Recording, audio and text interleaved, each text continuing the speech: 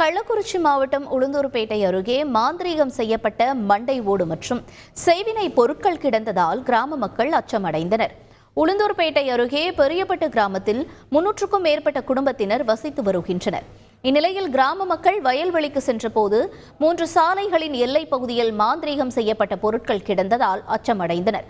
மண்டையோடு, பூசணிக்காய், தேங்காய், வெற்றிலைப்பாக்கு, எலுமிச்சை பழம், 5 ரூபாய் நாணயம், மஞ்சள், குங்குமம், விபூதி, சந்தனம், சாம்பல் தெளிக்கப்பட்டு நள்ளிரவில் பூஜை செய்யப்பட்டதற்கான அடையாளங்களும் தென்பட்டன. இதனால் கிராம எல்லையை விட்டு தாண்ட முடியாமல் கிராமத்திற்குள்ளேயே முடங்கியுள்ளனர். இதுகுறித்த புகாரின் பேரில் அங்கு வந்த போலீசார் மாந்திரீகம் செய்யப்பட்டிருந்த இடத்தை பார்வையிட்டு விசாரணை நடத்தி வருகின்றனர். மண்டையோட்டுடன் செய்வினை செய்து பூஜை பொருட்களை போட்டுவிட்டு சென்ற மர்ம நபர் குறித்தும் விசாரணை நடத்தி வருகின்றனர்.